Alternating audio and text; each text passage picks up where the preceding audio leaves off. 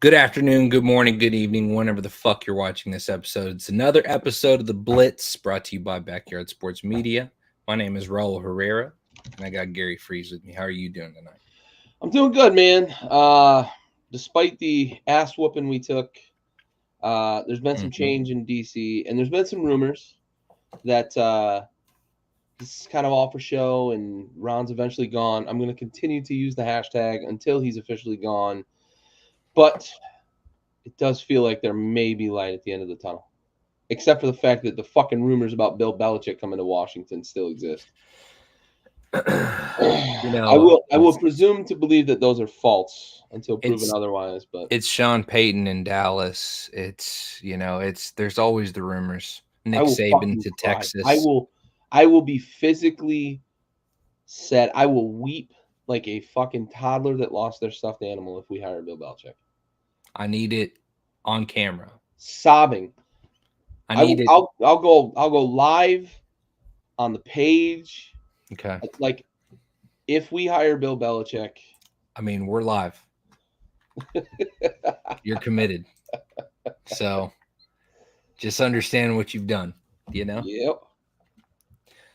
it's a The Hail reality Mary. might be me just breaking shit and throwing shit, but we'll see. We'll see which emotion comes out. Fair enough. Fair enough. Well, listen, um, you know, your team did take an ass whipping, but it's because your team is a bad team. Yeah. And the sooner that Dallas realizes that, then they understand the words that are down right around here. DC for L's against good teams. So, we have yet, we've also lost to the Cardinals, you know, so you don't really know what you're getting with this Dallas team, but it's not even really an NFC East contender potentially. So it's going to be in the hunt for the wild card at this rate. Who knows? But anyways, let's jump into last week's action, starting with the Thanksgiving Day's games, and all of us starting off on a big L train as Green Bay um, just holds the line against Detroit. And man, Look, I like Thanksgiving Day has a few traditions, right? It's family, it's food, and it's the Lions losing football games. And there's a stat out there that during a waxing gibbous, they're like 0-13 now on Thanksgiving Day. So apparently the moon phase matters, but I don't know. I know Andy, we talked, with Andy a bit in the group chat about this game, and it felt like he was sort of hitting the nail on the head over and over the last like 3-4 weeks, talking about Detroit's not this good. There's people that are getting too hyped. They're starting to feel themselves. Maybe we need to take one of these L's, that sort of thing, so that things might change. And maybe this is the game that did it, because this is perceivably a better team than Green Bay that just got kind of bullied by Green Bay. Like they got a late touchdown in this game that made it a one-score game. yeah, That didn't feel like a one-score game for large chunks of it. Now, we've talked a little bit about, does Green Bay have their quarterback? There were times in this game when Jordan Love looked good. Christian Watson got loose a bit. Is he ever going to become the number one receiver they drafted him to potentially be? I don't know, but he looked pretty good in this game at times. But this was a surprise. I didn't expect to see Green Bay kind of bully Detroit a little bit. I thought that there was a full changing of the guard in the NFC North. And I thought that we would see on Thanksgiving Day Detroit really assert that. Now, they got bailed out by Minnesota losing to Chicago at the end of the week on Monday Night Football. But this was potentially a game that would have brought them back to the pack in the NFC North and made some of these games down the stretch even more kind of, tight games in terms of division standings. They've still got a 2-game lead over Minnesota, who lost to a bad Bears team. But man. you can't take your foot off the gas in the NFL. No things are guaranteed. So it feels like Listen, Detroit's going to have to regroup after this. I mean, Green Bay is the one that owns Chicago. It wasn't just Aaron Rodgers. No, it's that entire city owns another city. Yeah. Yep. Exactly. A major city in the country is owned by a small dairy farm. Yep. Anyways, onward. All of us not surprised here. Neither is the overhype, really. Um, it's just, I mean, what the fuck are we doing here? Like, it was the Commanders, a bad Commanders team that is still in rebuild mode, that is still in dealing with shitty coach mode, and it just doesn't make sense to me, man. It really doesn't. I was surprised how out of hand this game got, but looking back on it, like it was a bounce here, a bounce there, and then the big plays just started coming for Dallas. Right. Washington was in this game. We just couldn't figure it out offensively.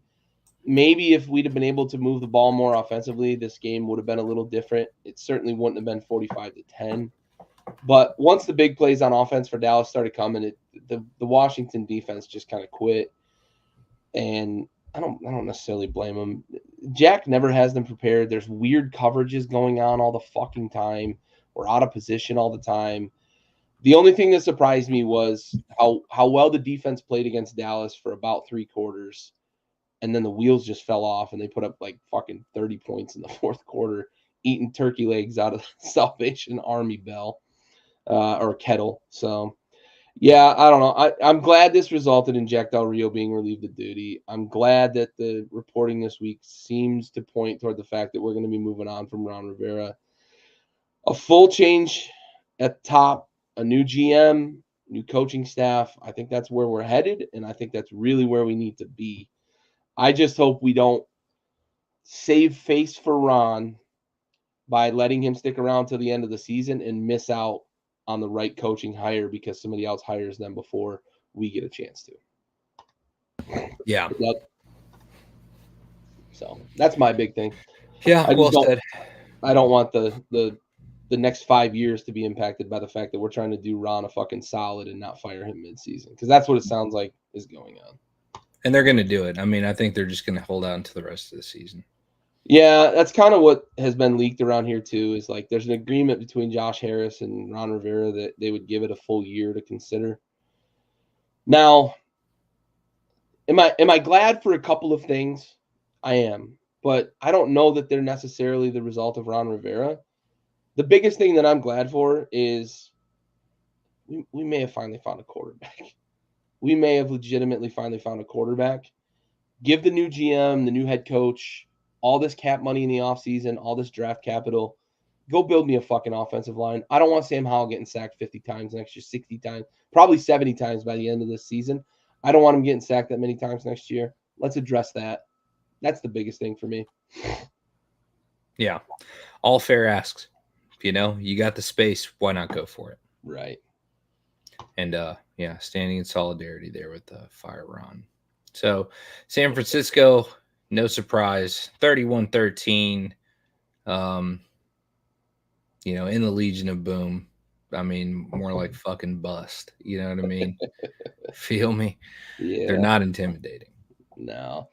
Geno ain't it. I think Seattle's going to be in the quarterback market this offseason. There's a couple of names in the NFL currently that I think could be linked potentially to Seattle. Mac Jones out of New England is kind of one that I'm looking at. Like, do they try to retread? I just don't think Geno Smith is it. I think that Seattle views themselves as a better team than they are. And I think the quarterback position is holding them back. I think they were in a tough spot last year because Geno played a good season, and it's hard to move on from a guy that does. Yeah. Especially at that position. We'll see. San Francisco's a fucking juggernaut, though. Do you think that an addition like Justin Fields would be a lateral move or an improvement for Geno Smith or for the Seattle? Because I mean, have more confidence. Justin Fields is probably going to need to be in the market next year. I think he's going to be. I think Right. they're going to be drafting a quarterback. I think you're right. I also think it'd be good for him to get new scenery. I still have some faith in Justin Fields. I think he could play.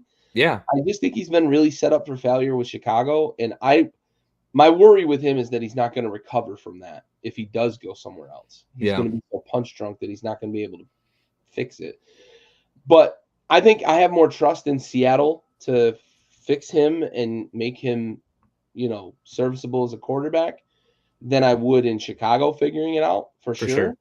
So if he goes to Seattle, maybe right? I And he's just got feel like some that's a weapons there. viable option for him. Yeah, I think so. He's got some weapons there.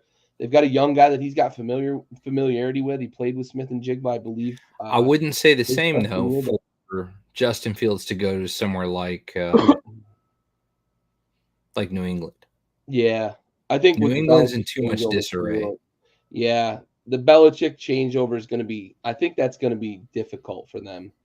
And I don't know that if I were a quarterback, I don't know that I would want to go there. Maybe a rookie quarterback gets drafted there, but if I were a quarterback, I don't know that I would seek that out as a destination because it's going to be a pretty rabid, potentially rabid fan base for a while after the Belichick era. And it's not going to be fun to be there when they're Right. losing during the rebuild. It's not been fun with Belichick at the helm and they're losing. It's going to be a lot less fun with name your rookie head coach at the helm trying to fucking replace Bill Belichick. And yeah, I do think San Fran's that good. I think they stumbled. We saw them with the losing streak, but they're just so fucking loaded. And I think the difference for them during the losing streak, Debo was banged up. Yeah. Debo seems to be healthy now. He's back playing regularly. I think that makes so much of a difference for them. Debo makes that offense different. 100%. I think they're still the team to beat in the NFC. I agree. I still have them as the team to beat in the NFC. And we've got that matchup this weekend, not to get ahead of ourselves, but we've got the matchup of San Fran and Philly this weekend. We could really get an idea of what that's going to look like come January.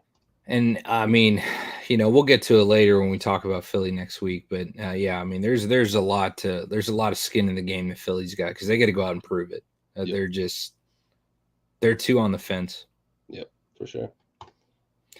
So onward to Miami, of course, 34-13 in New York. Miami Dolphins are in a league of a few. So the Dallas Cowboys, Yep. the Buffalo Bills, there's a few of them. They don't, or the Baltimore Ravens. They don't beat good teams. Yep. Yeah, and I think the Jets learned this weekend that their predicament's a little more than they want to admit it is. I think they think that quarterback play is enough to fix the offense. Tim Boyle was under the same amount of fire that Zach Wilson has been. That offensive line is terrible. I don't know that even Aaron Rodgers can fix what's going on with the offensive line. They are bad. It's a revolving door basically with them, and I don't know what quarterback behind that offensive line would have any sort of success. They are going to have to this offseason with whatever draft capital they can spare and whatever money that they are actually going to have. They've got to address that offensive line. It's going to be a seller's market on the offensive line this offseason. Offensive linemen are going to get paid because there are teams that think that they can contend that really need offensive line help.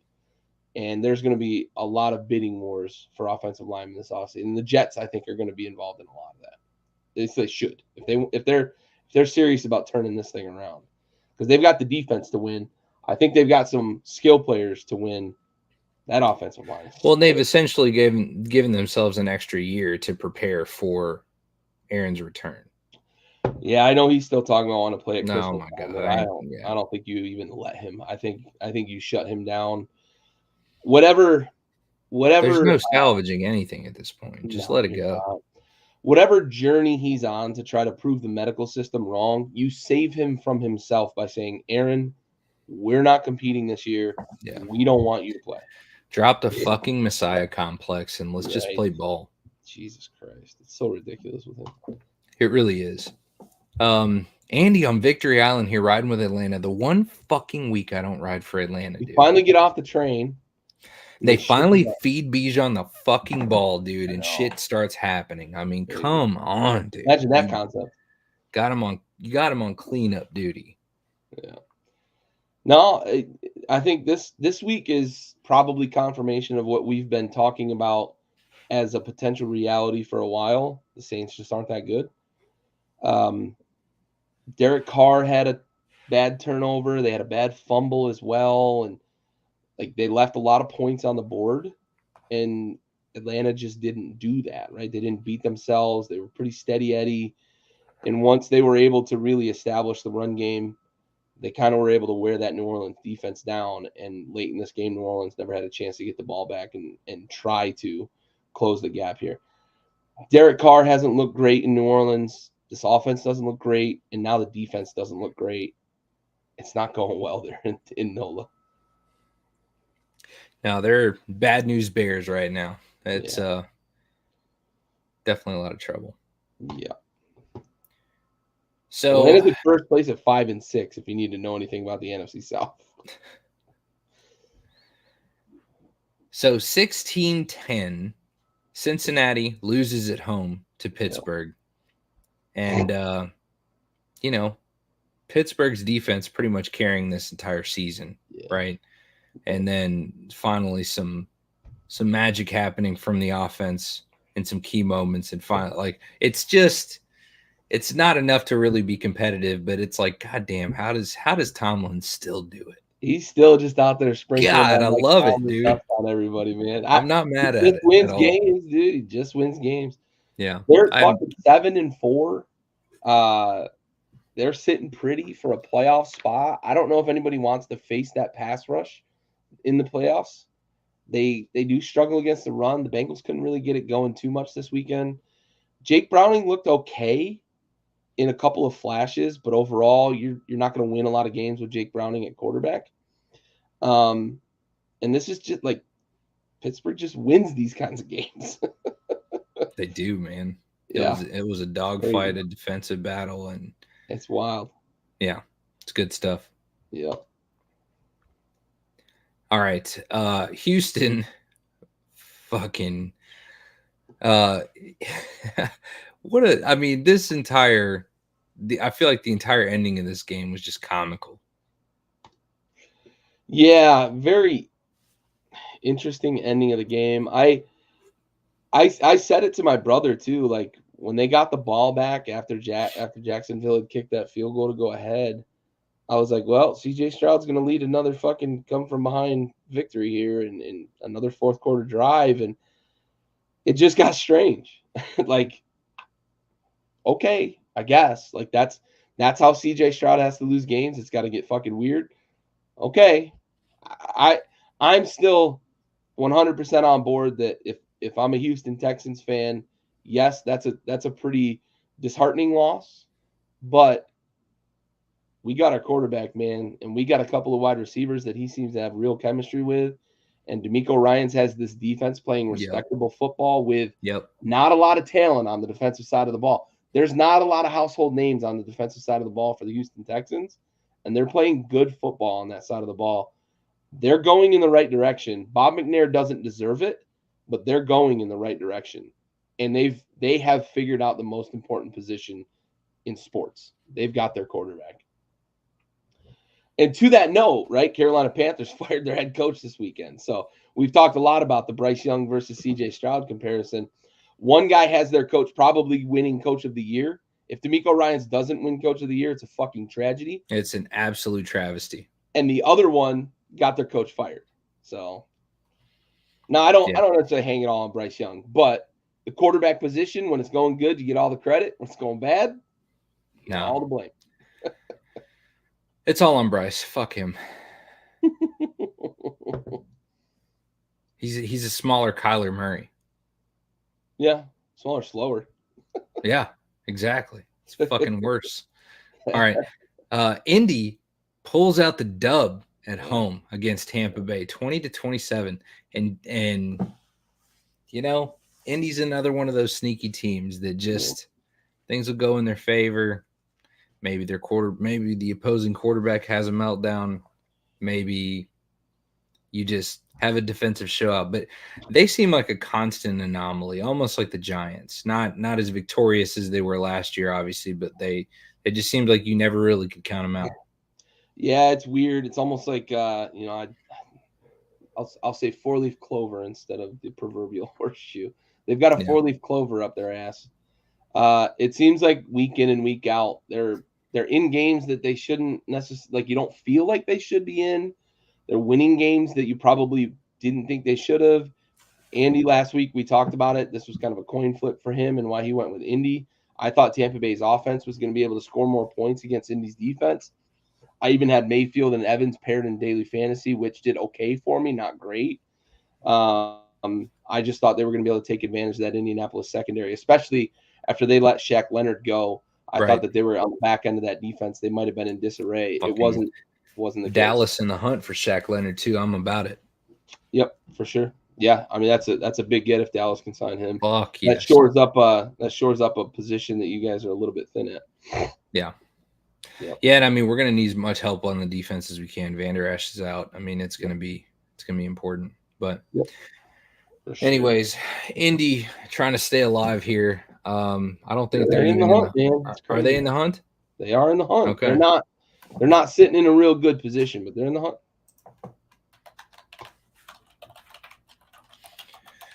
On to the next one. The Giants getting just the most pathetic win against a pathetic fucking New England Patriots, 10-7.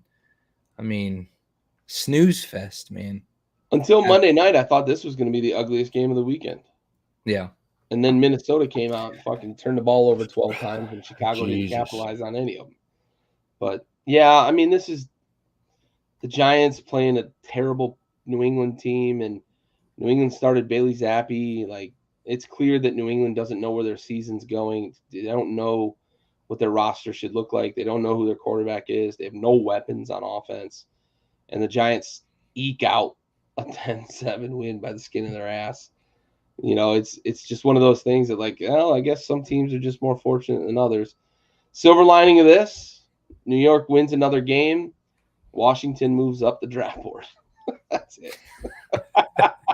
We're tanking, boys. We need Chicago to win some more. And I don't know, man. Like, that's all I can take away from this game is our draft position improved. Yeah. Well, I mean, it's the small victories, I guess. Mm-hmm. I tried to give Bryce Young one more shot, and I was wrong. And King Henry made an appearance, which hasn't happened a whole lot this year. Not a lot. And Tennessee takes the dub, 17-10. Yeah, I picked them because they were the home team. I figured this would be a one-score game. I thought it might come down to a field goal, but it didn't. Obviously, this was kind of the straw that broke the Frank Reich camel's back. Got him fired. The first kind of hammer to really fall. It's not good there in Carolina. That's a pretty bad roster. And yeah, I don't know what they thought Frank Reich was going to be able to do. I think maybe they got a little bit confused or at least disillusioned by their own shitty division from the year before, because they were in the hunt down the stretch in the division, but the division winner went 8-9 last year. So you weren't exactly a competitive football team. You just played in the worst division in football. Right. And it's the worst division in football again this year. And maybe they expected to compete in the bad division, but that's not a good fucking roster. And you've got a rookie quarterback under center. I don't know what they expected. They didn't go out and really make a splash in terms of giving him weapons. Adam Thielen has been okay. Jonathan Mingo was a project in the second round, and he hasn't panned out this year. Maybe eventually. They don't really have anything else in terms of weapons. Chuba Hubbard running the fucking football. Pick 5 fucking random fans out of the stands during a Carolina Panthers game and ask them to name the starting running back. They probably fucking couldn't, because Miles Sanders got hurt, and he's no good anyway. And Chuba Hubbard has been a career fucking also ran on a bad roster. No, I agree, Dad. Not Frank's fault. He's the scapegoat right now for a GM that hasn't been able to put together a good roster, and for an owner that's super impatient. David Tepper's about to turn that into an undesirable location. Like, nobody's going to want to go there. Yeah, he knows how to win games, but wasn't given a chance in Carolina. I just think David Tepper's going to turn that into a fucking franchise that no coach wants to go to. They're going to have to start hiring, like, they're going to have to go rehire Ron Rivera, maybe. I don't know. But, like, maybe they hire Belichick because it's the only place that'll fucking I don't know. I have no idea. They're gonna struggle for coaching hires, though. They're not gonna get the best candidates if David Tepper continues to fucking just trash everybody. Weston, shut the We them fuck up, boys. dude. Shut the fuck up, Weston. God. Of course. Of all times. We them Now you boys. fucking jump into this shit. All right, Rams, 37-14 dominant win over a fucking not dominant team. I don't even think this is shaking the rust anymore, man. I think that Arizona is just fucking bad football right now. And I think they've got a coaching problem, they've got a quarterback problem, they've got a receiver problem, an offensive line problem, a defensive line problem. I mean, they're just across the board broken. Yep, I agree. This was a really impressive game from the Rams in the fact that they were able to do basically whatever they wanted against another NFL team. An NFL team, mind you, that you mentioned it, has won a game against a winning franchise and has been competitive early in the season with Josh Dobbs at quarterback. They were competitive for the first 6 weeks of the season. Yeah, they beat them boys. They did. But I think what we're seeing right now is Arizona's trying to figure out whether or not Kyler Murray's the future because they're going to have a high pick. And I don't think he is. I think that they're going to be in the quarterback market this offseason.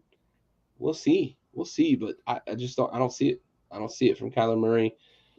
I know he's coming back from the injury, but I don't know. It's been a year. Most people come back in less than a year these days from that injury. I just don't know that he's a good quarterback, to be honest. I wonder if he's calling the Oakland A's right now and asking if his contract's still good.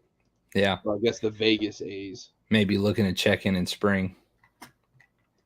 Yeah, future second string. He's not it. He's not it.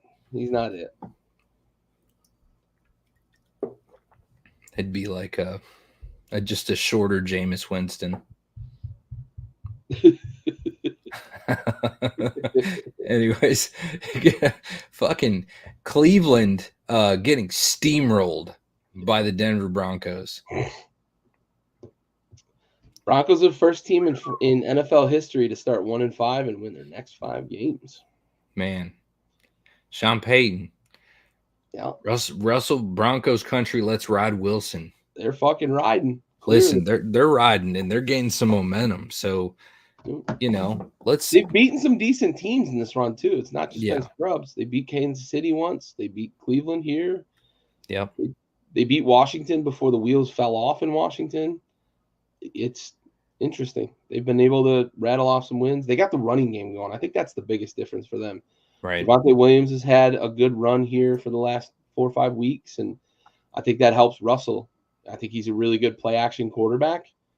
And I think early in the season they kind of forgot, and last year too, they didn't run a lot of play action. They didn't establish the run.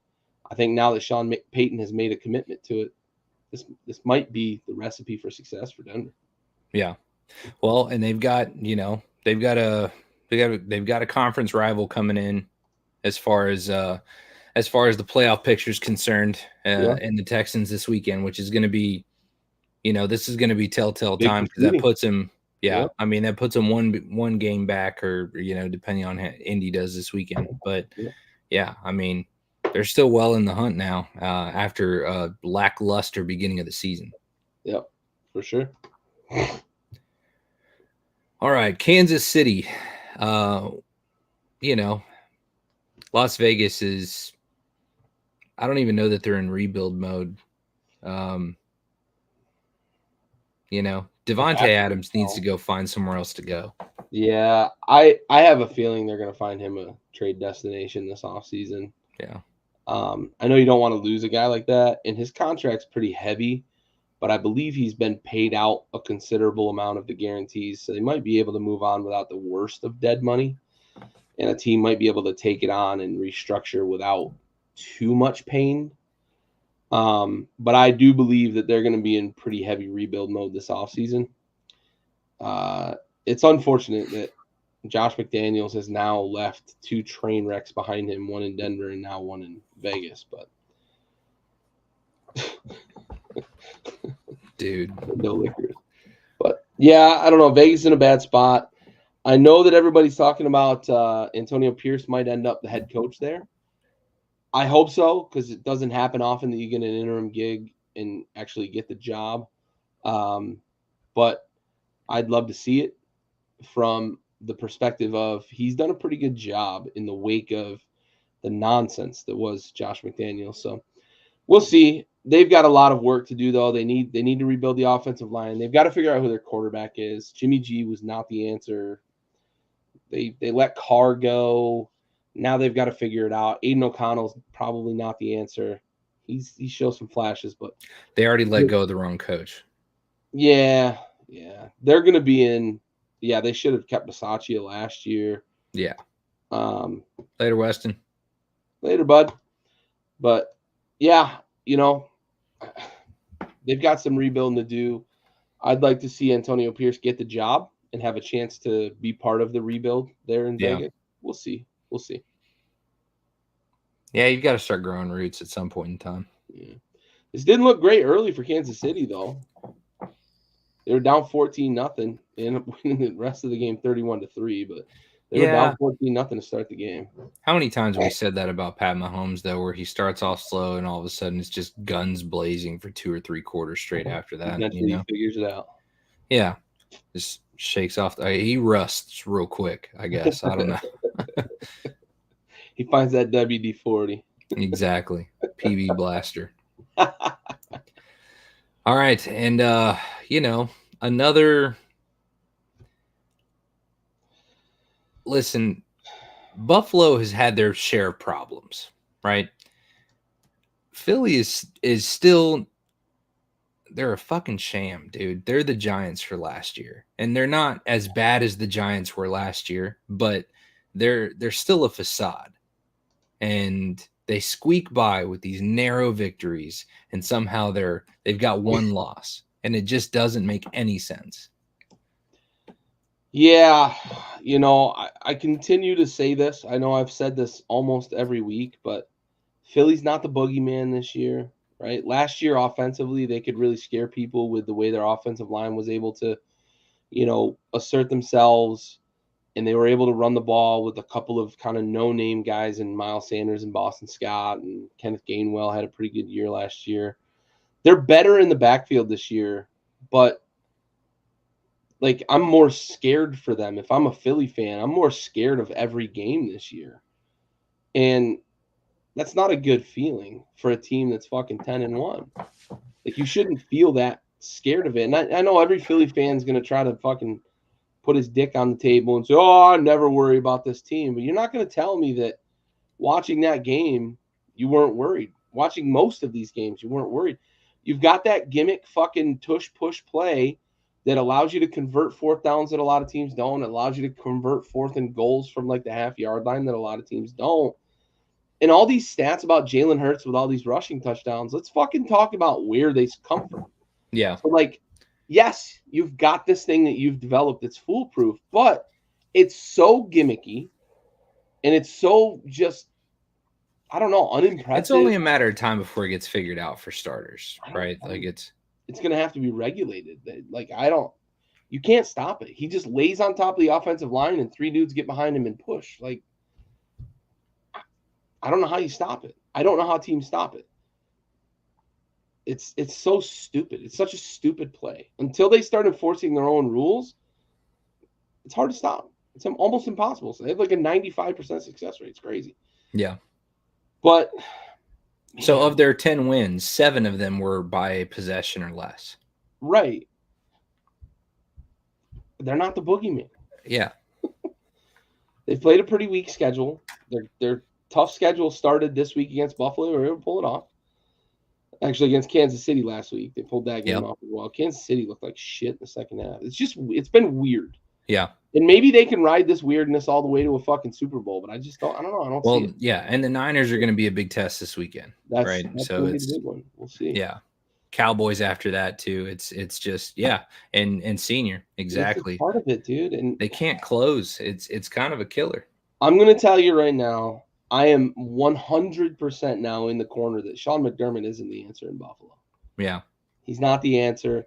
I watched him this weekend. They had 20 seconds on the clock. He had Josh Allen take a knee to go to overtime. This is the guy that kicked the ball deep with 13 seconds left and watched Pat Mahomes get into field goal range. You took a knee with Josh Allen with 20 seconds left? That tells me right now that Sean McDermott's not cut out for this fucking job. He's just not. Or he doesn't trust Josh Allen. He's not cut out for the job.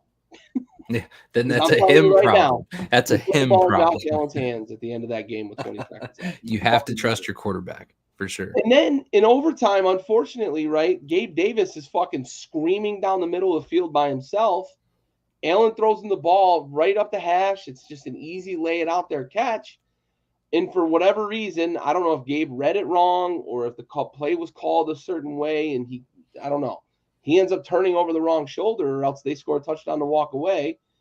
And then defensively, in a situation where the Eagles run the ball with the quarterback over 50% of the time, Sean McDermott's in a shell defense with no quarterback spy. The Eagles literally, after the game said in the postgame, when we came out and they gave us this look, we knew we were scoring a touchdown. That's bad. And Sean McDermott is fully responsible now for the defense after last year. It's not good right now for Sean McDermott. It doesn't look good. This team looks a little lackadaisical. I don't know that Sean McDermott's going to survive the offseason. Unless they get hot and win a Super Bowl. And it may be a necessary change, to be honest. Their window's closing, man. They've got salary cap issues. Their quarterback's a year older. Their best wide receiver's a year older. He's in his 30s. Yep. Window's closing. Yeah, and I mean, and they're still in the hunt for the AFC playoffs in a wild card spot. But there's somebody who we were looking at, going as Super Bowl contenders at the beginning. They have the most difficult schedule remaining of any playoff contender too. Yeah, it's not going to come easy. It's not going to come easy. Crazy. So,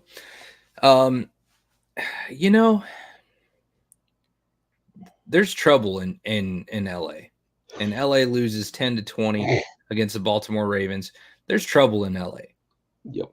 I think that Herbert is too talented and intelligent as a quarterback to be that bad. And I think that I think we're seeing that frustration from him on the sideline. Just, confused aggression is the way I see it. And it's coming from that fucking Stanley side of the headset. Something is going on. And it needs to be dealt with. And so it's fire Staley. I mean, that's where we're at. It has to be, right? I don't know if they're going to, but at this point it has to be. You can't have this much talent on a roster. You can't have this good of a quarterback. Right. And I know Andy feels a certain way about Herbert in terms of whether or not he's as good as he's perceived, but he's perceived to be a very good quarterback. Yeah. And you suck. You suck as a team. You can't win. You can't win big games. You blew a fucking 20-point lead to the Jaguars last year. I don't know how Staley has survived to this point. I don't think he can survive this season. They're not going to make the playoffs. And I do believe that he's going to be gone after this year. Yeah.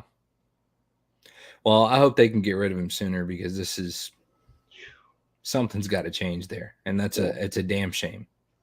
Yeah, and they're a franchise historically that doesn't do that. They also don't go make splash hires. They're fucking cheapskates, but yeah, they've got to do something because they're wasting the career of a guy who's got immense talent. Herbert's got a lot of talent, and they're wasting his fucking career.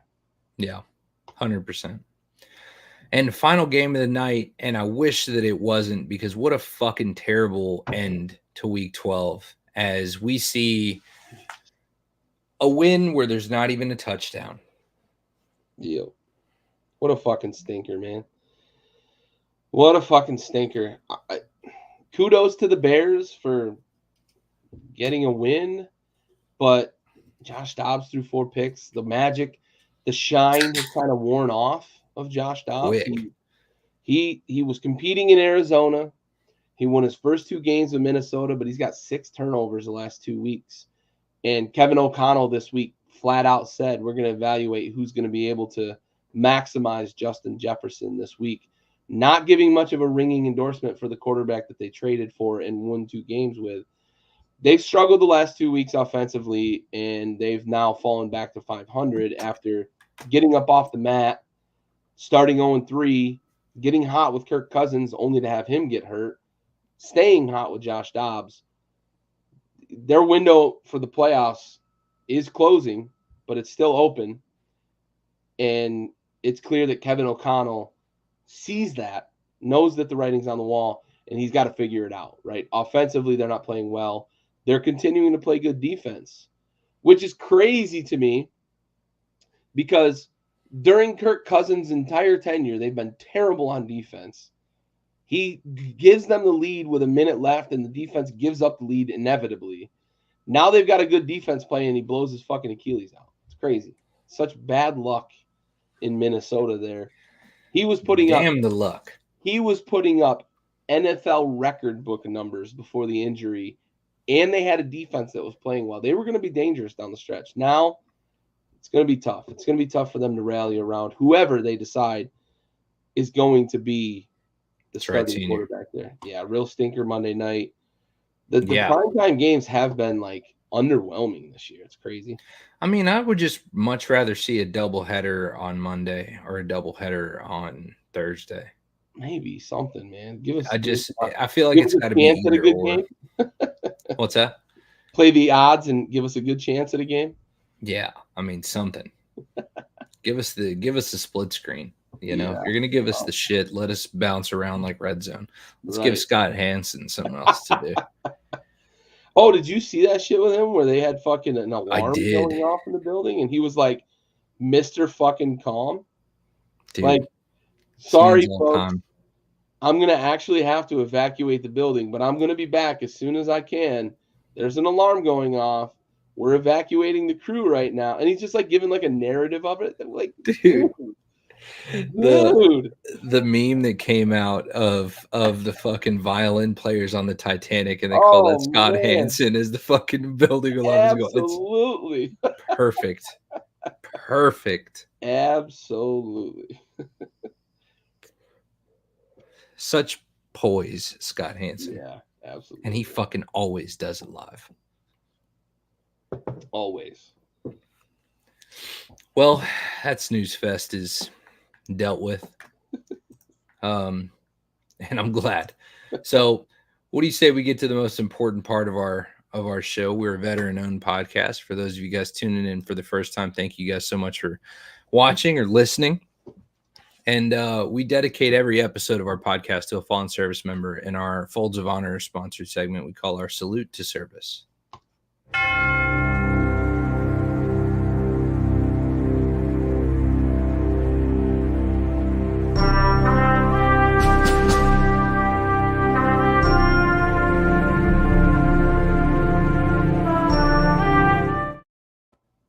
This episode is going to be dedicated to Air Force Tech Sergeant William J. Kerwood, who passed away November 23rd, 2003, serving during Operation Enduring Freedom. He was 37 years old of Houston, Missouri, and he was assigned to the 20th Special Operations Squadron, Halbert Field, Florida. And he was killed in an MH-53 Mike helicopter crash in Afghanistan. Air Force Tech Sergeant William J. Kerwood. We have the watch.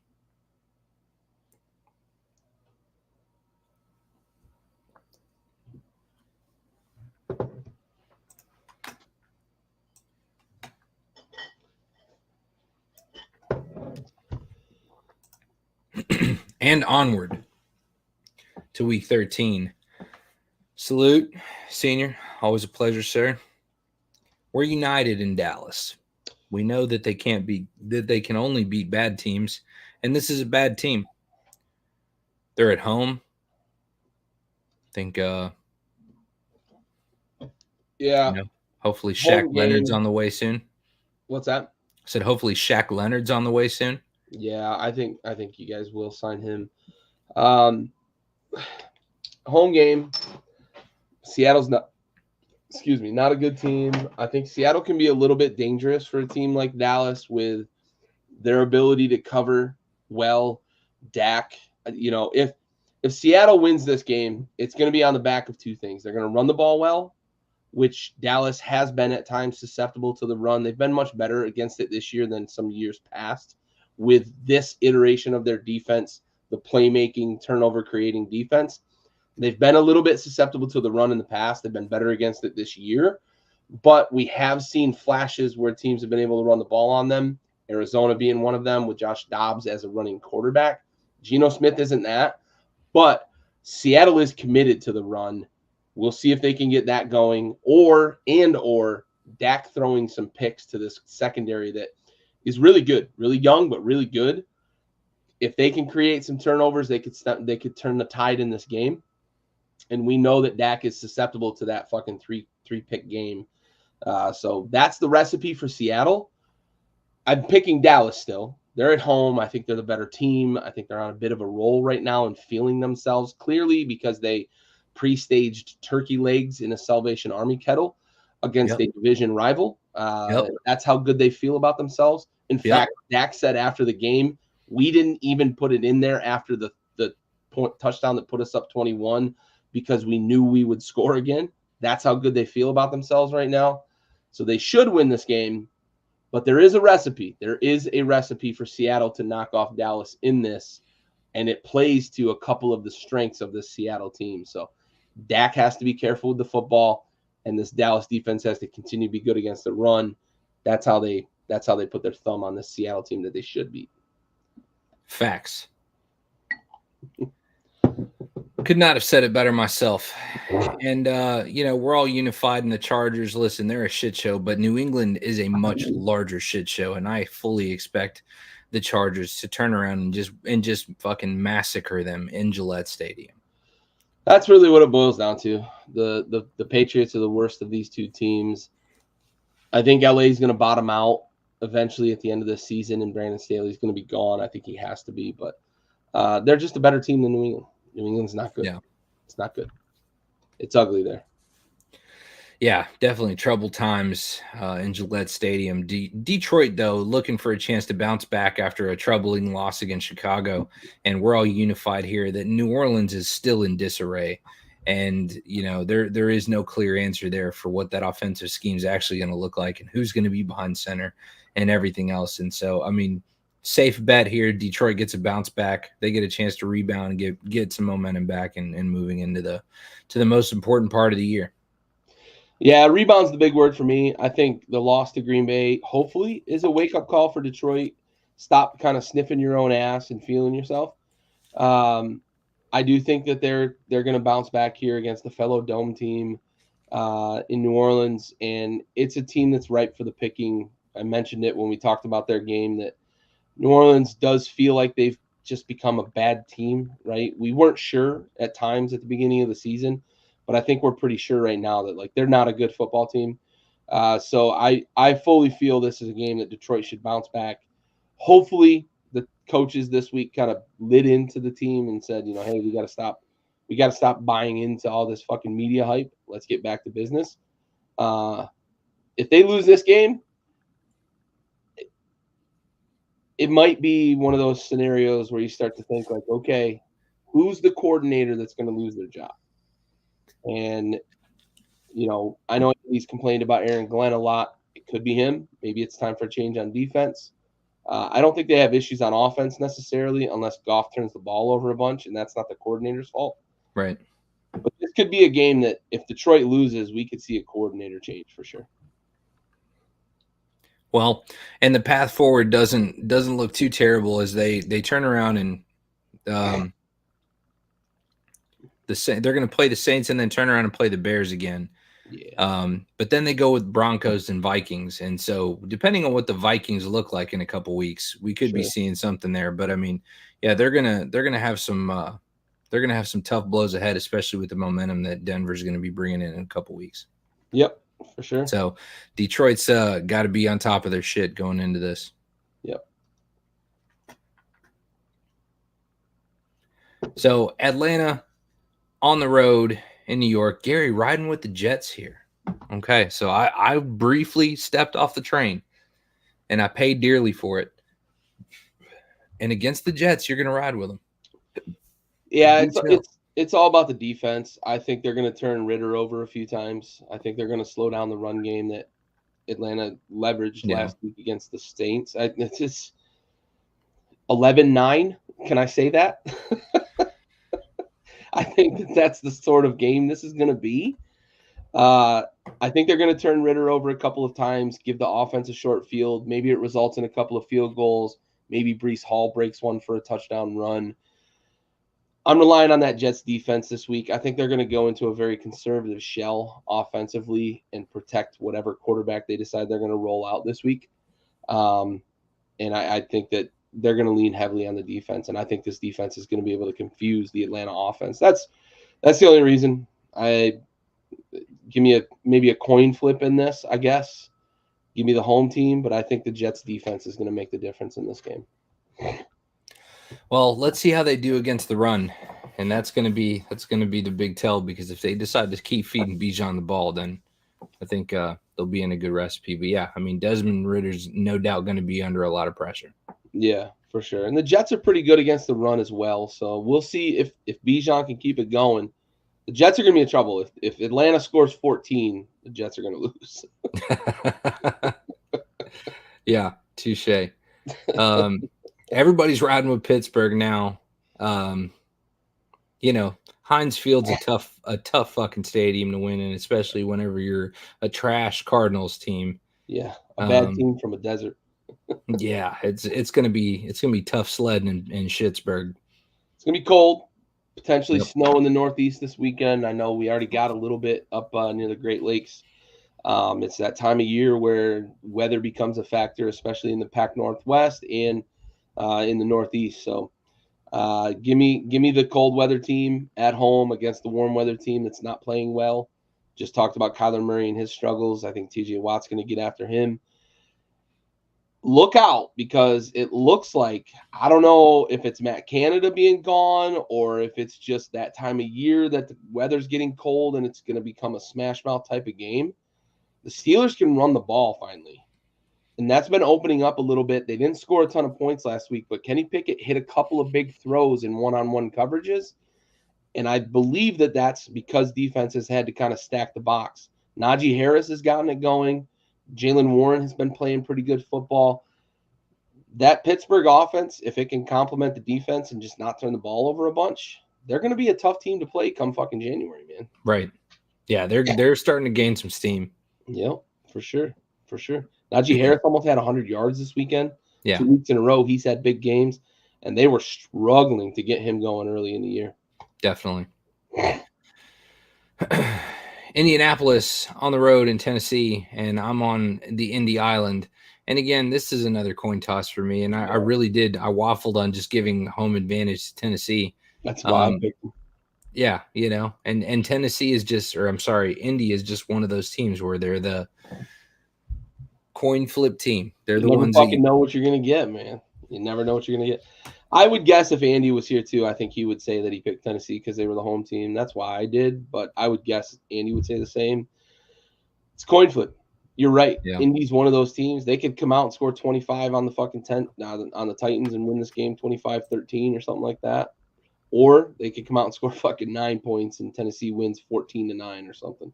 Right.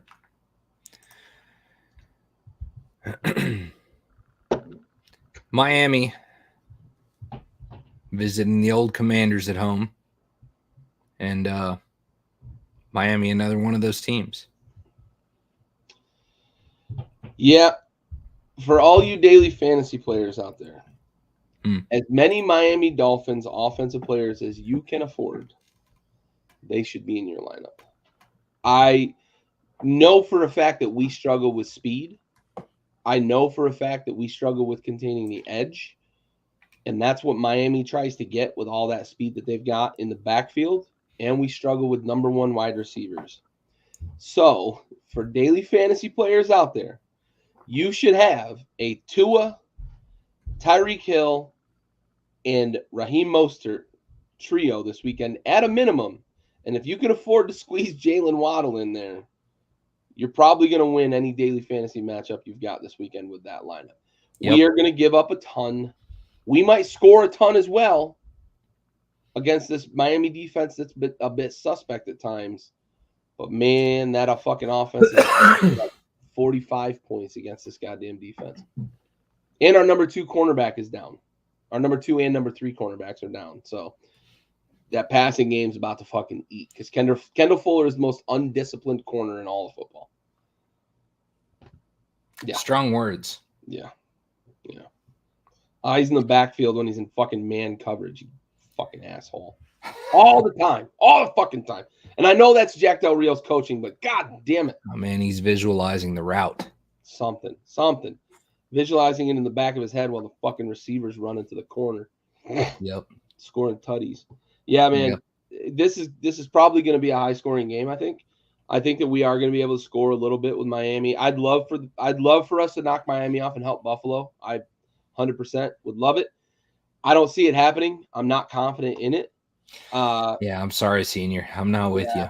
I'd love it, though. I will be rooting for it. I know it'll help Buffalo, but I don't see it, man. Give me all those daily fantasy points I can get from these Miami fucking offensive players. Ron's running the defense now, too. Like, that should tell you all you need to fucking know. Hundo Peasy. And Gary riding the Denver momentum as they go to H-Town, try to showdown. And, you know, I haven't really been all in on Denver at any point in time, and I'm still not. But this is definitely the closest I've gotten to finally stepping back on that train. And I still think Houston has what it takes to knock them off. Yeah. It's probably going to come down to last possession. A lot of NFL games do. There's something going on with Denver right now. It feels a bit like what we saw with the Giants last year. They're just playing like don't fuck it up football and finding a way to kind of win it late. That Adam Troutman catch last week with Denver, like he was out of bounds and they even reviewed it and overturned the call. The ref called it incomplete. They reviewed it. He's out of bounds and they overturn it and call it a touchdown. That tells me there's something going on with Denver right now that like I need to stop ignoring what's going on with Denver right now. And this is that game that feels like that. Houston is good, not great. I think that what they're doing right now is special, but they are also like 2024, 2025 good Houston Texans team. There's just something weird going on with Denver right now, and that's why I picked them. Yeah, and fair enough. Not because I think they're demonstrably better than the Texans. It's not why. Right. No, they're justifiable for either one. Yeah, they do. Something, man. There's something going on right now with Denver. We're starting to see glimpses of the old Russ, and it looks good. A little bit, right? They're running the ball. They're good in the play action. He's getting out of the pocket, making some plays. Yep. Jerry Jeudy caught a ball this weekend. Listen, stop the fucking presses. Anyways, Tampa Bay. We're banking on Tampa Bay to bounce back here against a struggling Carolina. Yeah, that's the reason. Rough. If you're a wagering person, I think this is up to like 7.5 or something like 8.5, something like that. That's probably a lock. Teams right after firing a coach cover almost all the time. They don't always win, but they cover almost all the time. So if you are a wagering person, maybe keep that in mind, I guess, if you're going to bet this game and take the Panthers with the points. The Bucs are a big favorite, but I don't know if you believe in trends. I know trends don't really mean a lot in the gambling world, but if you believe in trends, maybe you put some money on Carolina. I don't know. This is kind of a ho-hum. The only reason this game matters is if Tampa gets another win here, it keeps them in the hunt in the NFC South. Right. And the NFC South is a complete fucking dumpster fire. It's a fucking shit show. You ain't kidding. They've taken the title back of the NFC East. Yeah. We had about a 1.5 year span where we were the worst division in football, which ain't too bad when you consider it was the best division in football for like fucking 30 years. Yeah. Look at us bitching. Right. We get a fucking year and a half of down football, and we're fucking complaining. Spoiled ass NFC East fans. Here we are. All right, Cleveland on the road against the Rams. Yeah. Tampa has definitely been struggling. They've but been I up and think down. It's weird, yeah, they man. should be able to bounce back. Yeah, against Carolina, they should. I'm riding with Cleveland. I didn't remember a lot of I didn't remember some of the quarterback injury shit whenever I was making my pick. I probably should have ridden with the other team, but you know, it is what it is. Defense is scary though, man. Woo, that Dude. defense is scary. Jesus Christ. They will beat the dog shit out of you. I know, and listen, this Rams offense is just not together, right? Yeah. And good week last week, but that's following like 3 weeks of fucking nonsense. I think the one big thing from this, the quarterback injuries certainly are a thing. I think Myles Garrett possibly not playing. He was in a sling. I know he's kind of like day to day. Yeah. Yeah, he's sort of day to day, week to week, whatever you want to call it.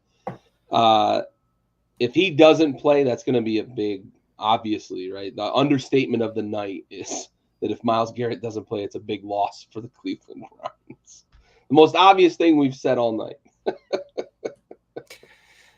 Myles Garrett does have an impact. He does have a little bit of an impact for the Cleveland Browns. San Francisco. And that's a fair point, Aaron. They weirdly, defense usually travels. Their defense has not been as good on the road. That's right. A fair point. 100%. San Francisco on the road in Philly. We're all riding. I am fucking absolutely devastatingly surprised that we were 3 for 3 on this, which means Philly's going to win by like fucking 20. It's going to be a fucking, yeah, exactly. Yeah, that's going to be a red strip for us. And then we're going to just not know what we're talking about again. They're just a better team though, man. Like they're just the better team. There's too many weapons. There's not enough defensive caliber for Philly to keep up with all that shit for 4 straight quarters. I mean, you're talking about a defensive front that, although injured, San Francisco still rotates people. And Philly at one point was doing that, but they're injury ridden, so they're not able to do that successfully. I mean, San Fran is a much better put together team, period. Yeah, and I think on the injury front, Lane Johnson missed last game against Buffalo. He's expected to play this week, but is he going to be at 100%? I know at this point of the season, there aren't a lot of people that are at 100%, but his was, I believe, a groin injury, which can be a real problem. Yeah, it was a groin injury, which can be a real problem, especially for an offensive lineman, especially against that pass rush. We'll see. If he's close to 100%, then he might be able to neutralize some of those threats on the defensive line. They really missed him against Buffalo. Buffalo got a lot of pressure against Jalen Hurts. If he doesn't play this week, San Fran's line is better than Buffalo's front. Although Buffalo's front's pretty good, San Fran's is on another level. So that could be a big issue in this game. If Lane Johnson's not near 100%, that could be a big difference maker in this game. But I'm with you, man. I just look at the weapons. I look at what Debo brings, and I look where Philly has been susceptible in the secondary this year. So we could see San Fran kind of get people loose. Kyle Shanahan is one of the best offensive minds in football. We could see San Fran get a little bit loose against this Philly team. And this is going to be a bit of a preview, right? We talked about it a little bit earlier. We didn't want to get ahead of ourselves. But this could be a preview of like NFC Championship game, just like it was last year. It could be a rematch. So yeah, 100%. Yeah, I don't think so. But fuck, man, Philly's been winning weird games all year. Yeah, Aaron, man, that was on so many levels. That was a really disappointing game. One, Gabe Davis cost me a FanDuel matchup. I finished second by like 1.2 points because he had a huge day, and they still lost. So Philly lost, I lost. Like, God damn it. None of it worked out. And Jalen Hurts fucking cost me in another fantasy matchup. This was a bad game for me. Well, and Aaron, also something that Gary mentioned too, Sean McDermott better be paying attention for his job because he certainly should be on the chopping block. You're absolutely right. Yep. No, you're absolutely right. I was paraphrasing you. There's not a lot protecting him anymore, man. They let Leslie Frazier go last year. Yeah. He took over the defense. And then they let Ken Dorsey go this year. That you're out of coordinators to blame and fire. So right. Whose head's next on the pike? Likely going to be Sean McDermott's if they don't turn it around. Exactly. For sure. Probably should be. And Kansas City on the road in Green Bay riding high after a divisional rivalry, just reestablishing the ownership of the city of Chicago. Kansas City looking to continue to be the dominant force that they always tend to be in the fucking AFC. And all of us riding with KC. Yeah. I won't lie, I waffled a little on this because I don't love what I've seen from Kansas City at times. I don't love what I've seen from Kansas City at times. I think that Green Bay is going to put a concerted effort to take Travis Kelce out of this game. Yeah. But in the end, what swayed me to stay with Kansas City, because my first instinct was Kansas City, and then I thought a little bit about it, and I was like, Green Bay's got some athletes, they've got good safety play, they can probably maybe neutralize some of what Travis Kelce can do. I love what I saw from Rashee Rice last week, and I think Isaiah Pacheco is a guy they're going to get involved a little more this week as well, because Green Bay's not been great against the run. So I do think that as the season has gone into the second half and into the final third of the season, we're starting to see Kansas City kind of figure out who their second options are behind Travis Kelce, and that's dangerous for the rest of the league. Because their defense is playing pretty much lights out football this year. If they figure out who the next guy behind Travis Kelce is, I personally think it's Rashee Rice. If they figure out that it is Rashee Rice and start to design the offense to get him involved more, that's bad news for the rest of the league, because they've been scuffling to this point, mostly because if Kelce doesn't get going, nobody gets going. If they've got somebody else that they can spread the ball around to, it's going to make it a lot harder to focus 2 and 3 guys on Travis Kelce, and that's going to open up a lot for this offense. This what made them so successful with Tyreek Hill. Right? Pat's such a gunslinger. You have to spread the ball around regardless. So you have to commit to somebody, and you just got to hope that person is going to be able to get there to get that ball to make that play. Yeah, because fucking MVS ain't gonna. Ain't happening. Man's a whole brick. Dude's got fucking oven mitts.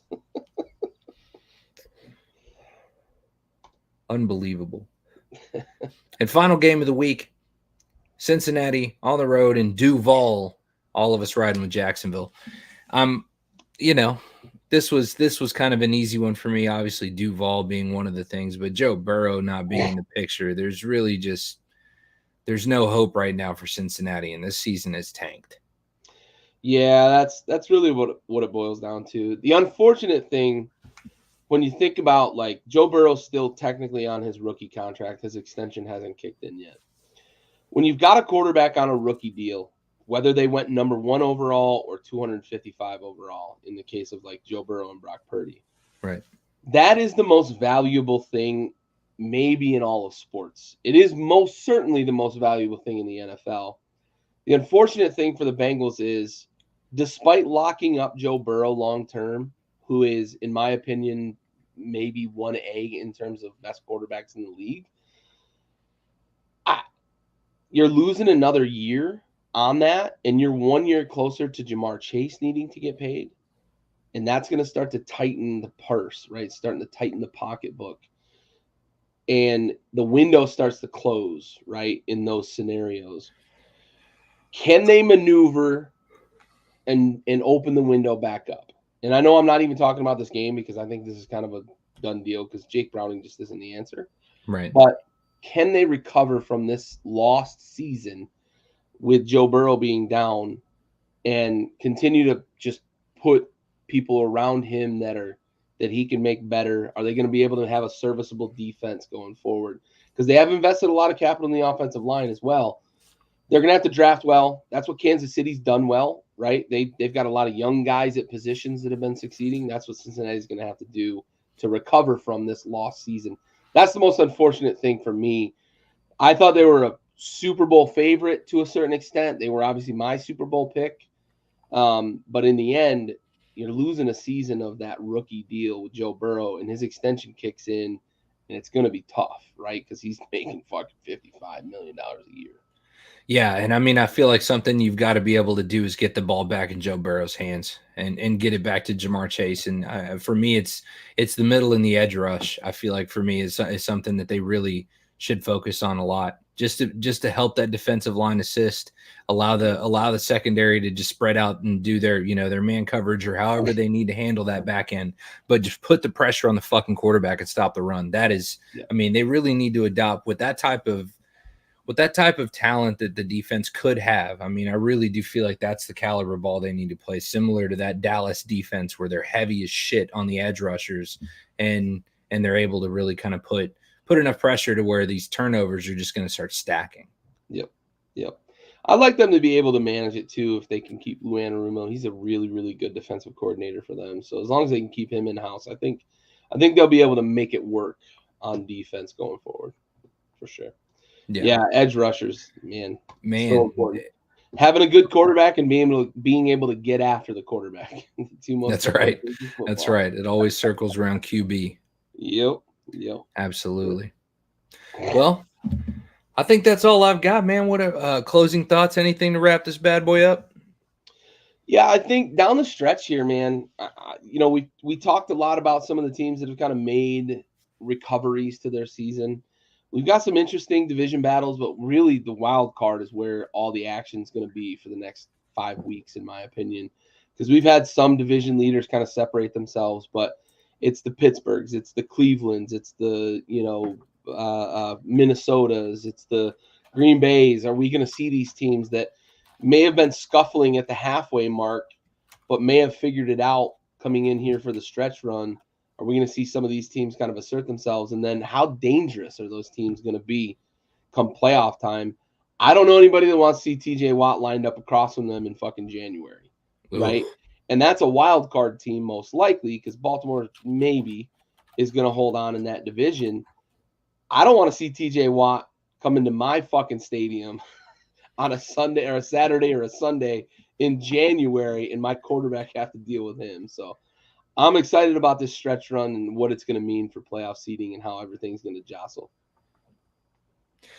Yeah, 100%. I mean, just the visual of dealing with all of that and just Mike Tomlin fucking finagling his way into another successful season. Yep. Despite all the, I mean, in spite of everything around him.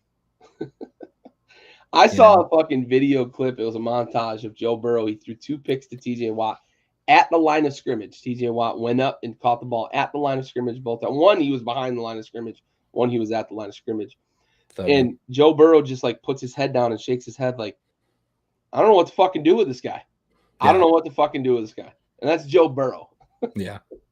That's how goddamn good TJ Watt. There's no fucking answer for this guy. Right. Yeah. 100%. Well, from all of us here at Backyard Sports, we appreciate you guys tuning in to another episode of Backyard Blitz, brought to you by Backyard Sports. We appreciate you guys. We'll see you guys next week. Hope you guys had a wonderful Thanksgiving. We're out of here.